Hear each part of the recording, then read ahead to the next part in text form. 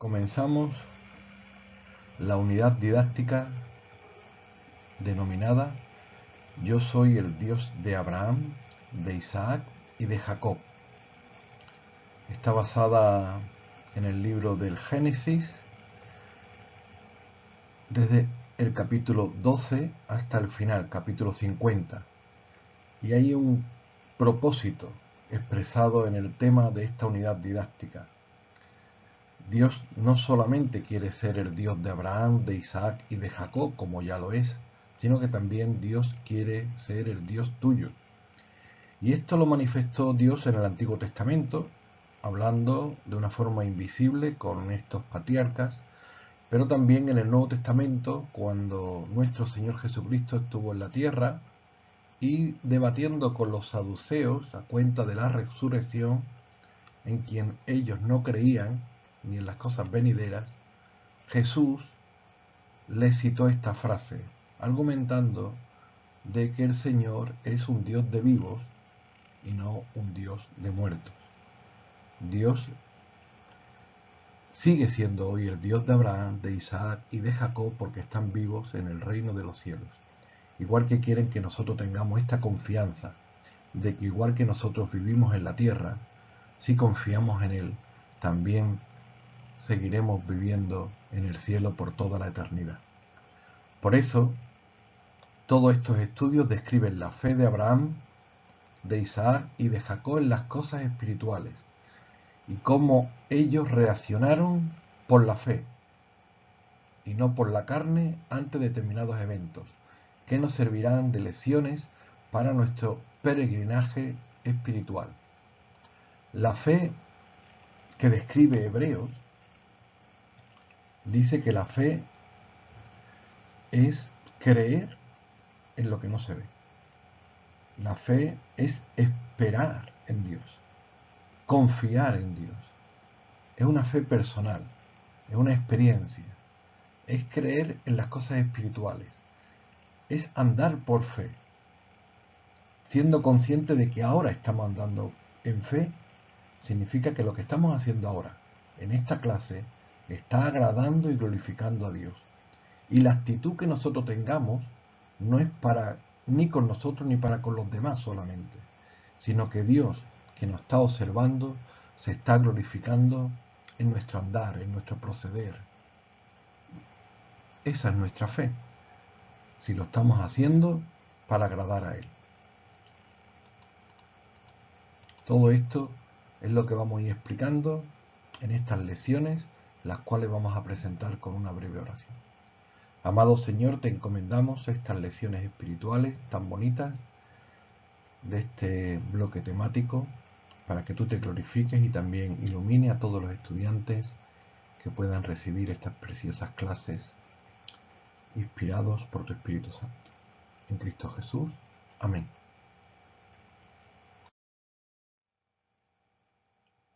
Bueno, entre los planes del Señor están el bien de la humanidad. En Génesis hasta el capítulo 11 se había descrito la creación y también se había descrito la maldad de la humanidad, cómo se había apartado de Dios, relatado en la caída, en la historia de Noé y en la Torre de Babel. Pero a partir del capítulo 12, Dios elige a Abraham para fundar una nación con el propósito de tener una relación con las personas a través de esa nación, Israel, y también para que en esa nación naciera el Salvador, el Mesías, quien nos iba a redimir del pecado. Dios no puede escoger a ninguna nación. Había ya muchas naciones sobre la tierra. En este mapa, en esta zona de Israel que está aquí, hacia la derecha está Asia, hacia la izquierda en el mapa estaría Europa y España, esta parte sería África. Dios no puede escoger a ninguna nación porque ninguna nación le agradaba. Dios funda una nación en un lugar vacío, en un lugar donde no había residentes fijos. Para ello, busca a unos descendientes de Noé que se habían quedado aquí en Ur de los Caldeos y aunque adoraban a Dios, también tenían mezclanza con la idolatría, cosas que a Dios no le agrada. Pero había un varón llamado Abraham, casado con Sarai, a quien Dios eligió para fundar esta nación. Y Dios le dijo a Abraham, capítulo 12 del Génesis, pero Jehová había dicho a Abraham, vete de tu tierra y de tu parentela, y de la casa de tu padre a la tierra que te mostraré. Y así es como la Escritura va relatando cómo Abraham sale desde Ur de los Caldeos, viene subiendo por aquí, porque hay dos ríos, el Tigre y el Éufrates, que impiden cruzar por aquí en medio, además del desierto, llegan a una zona que se llama Harán, que va a ser relativamente popular en las Escrituras, por lo menos los primeros capítulos del Génesis, y de aquí, cuando su padre fallece, desciende a lo que llamamos Canaán, la tierra de Israel. Y en esta tierra vacía, aunque había, digamos, personas peregrinando por allí o personas que moraban en tiendas de campaña, pero no tenían residencia fija, no había ciudades como había en otros lugares, allí llegó Abraham y es honrado en la historia de la Biblia porque dice que Abraham salió sin saber a dónde iba. Y esto honra a Dios en el sentido de que la fe responde sin condiciones. Dios nos enseña algo a través de la Escritura y lo podemos comprender. Pero si no lo comprendemos o no lo entendemos, podemos obedecerlo y podemos aplicarlo a nuestra vida porque eso honra a Dios. Pues aquí tenemos toda la caravana de la familia de Abraham llegando a la tierra prometida. Abraham, su esposa Sarai, su sobrino Lot y muchos sirvientes. Nótese que Abraham era ya una persona rica y se caracterizaban porque tenían trabajadores con ganado que sí llevaban. Ellos habían dejado su cultura, habían dejado su país, habían dejado la idolatría para encomendarse al Señor. Y llegaron a la tierra que Dios le había dicho, y allí el Señor le sigue revelando en la Escritura. Abraham, haré de ti una nación grande, y te bendeciré, y engrandeceré tu nombre, y serás bendición. Bendeciré a los que te bendijeren, y a los que te maldijeren maldeciré, y serán benditas en ti todas las familias de la tierra. Y se fue Abraham como Jehová le había dicho. Aquí notamos cómo la palabra bendición es el tema central. Entre estos dos versículos se cuenta hasta 5 veces la palabra bendición frente a la maldición que arrastraba a la humanidad por la caída del pecado. Dios quiere bendecir a las personas. Dios tiene un gran plan con la humanidad. Nuestro Señor Jesucristo es Él el bendito. Él es el eje de toda bendición espiritual. Es la mejor bendición, la bendición de bendiciones. Para ello, anteriormente Dios tuvo que realizar una obra en Abraham y otra obra a través de Abraham, en ti. Si solo fuera la primera parte, si Dios solamente quisiera bendecirnos a nosotros como quería bendecir a Abraham, pues ya nos llevaría al cielo, donde se vive mejor y donde no hay consecuencias de la maldición para la humanidad. Pero Dios quiere también hacer una obra a través de ti, en tu familia. Dios quiere bendecir a tus amigos. Dios quiere bendecir a los habitantes de la ciudad donde tú vives. Por eso Dios quiere usarte para que tú seas un canal de bendición para los demás. Como tenemos de ejemplo a Abraham, quien fue canal de bendición a otros. Para ello el Señor nos deja en la tierra, en la escuela de la vida, donde tenemos que aprender a vivir para su gloria. En este caso, Abraham se encontraba en una tierra vacía y Dios le dijo también que iba a formar una nación. Dios desea fundar una nación, como habíamos descrito anteriormente, en un lugar vacío. De momento solamente en esta nación hay dos personas, Abraham y Sara. Y también le promete que en su familia serían benditas todas las familias de la tierra. Esto iba a implicar que de la familia de Abraham, de los descendientes de Abraham y de Sarai, iba a ser bendita todas las familias de la tierra, porque de su descendencia iban a ser el Mesías, el bendito, el que iba a ser la bendición de bendiciones.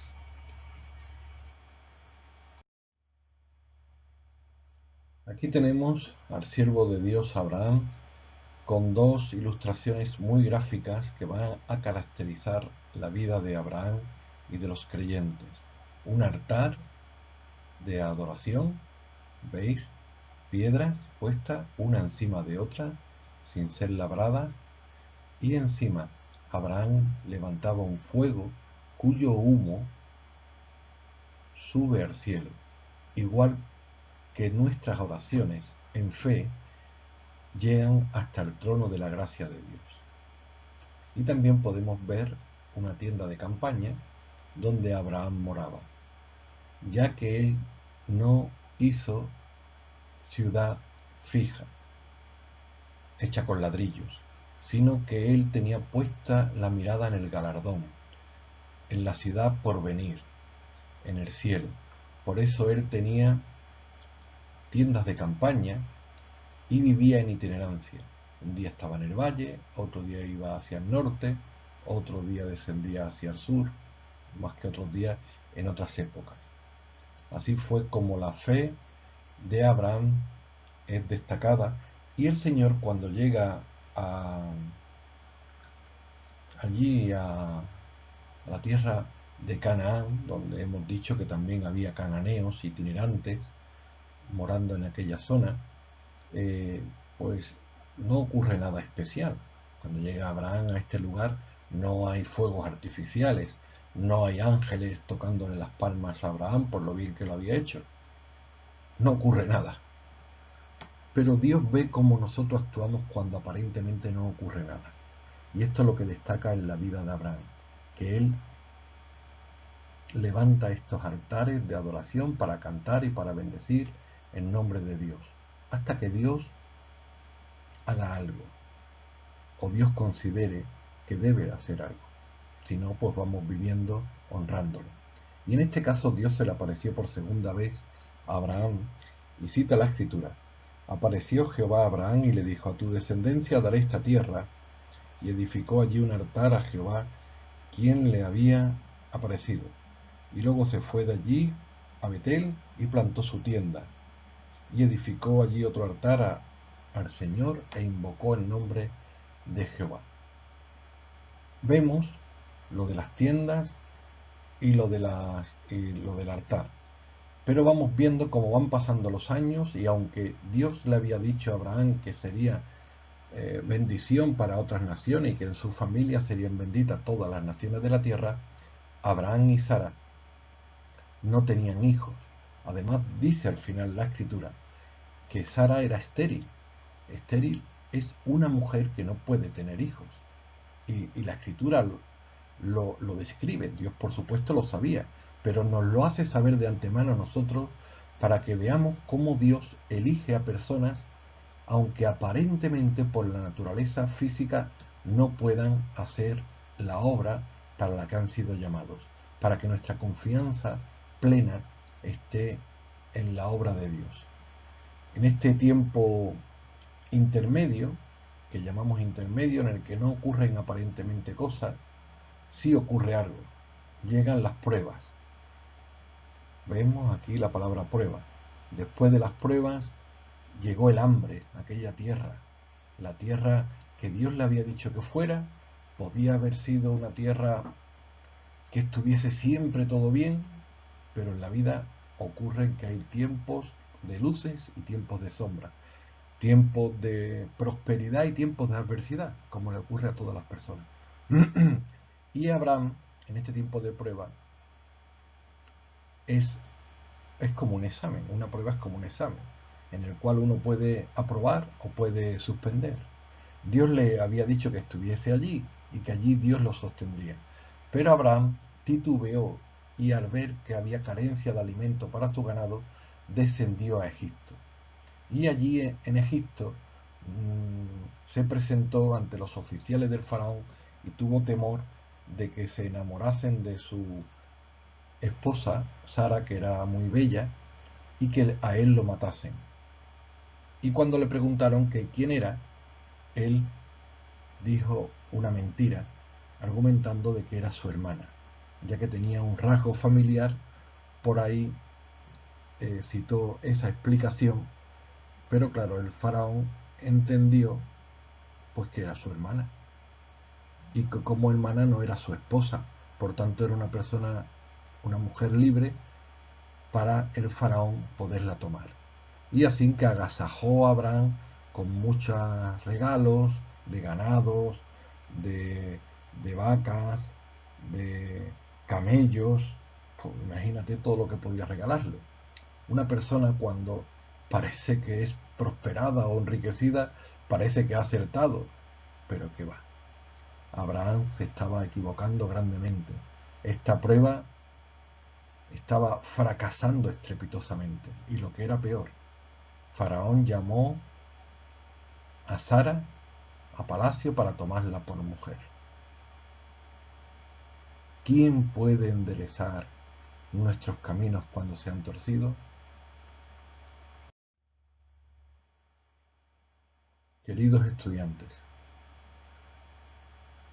cuando nos equivocamos, cuando fallamos, cuando pecamos, hay consecuencias.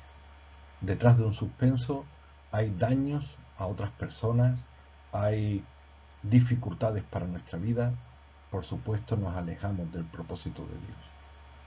Pero eso le ocurrió a Abraham, que lo estamos mostrando como primer patriarca de la fe y persona muy destacada en fe, para que veamos que también Abraham tuvo sus momentos de sombra, sus fallos, como tenemos nosotros, y cómo Dios trata a Abraham igual que nos va a tratar a nosotros.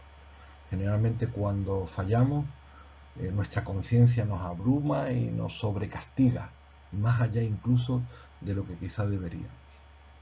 Pero también tenemos que aprender. Hemos de aprender cuando fallamos, hemos de rectificar y aprender, porque detrás de un error pequeño, si aprendemos, evitaremos un error grande, mayor en otro momento más adelante.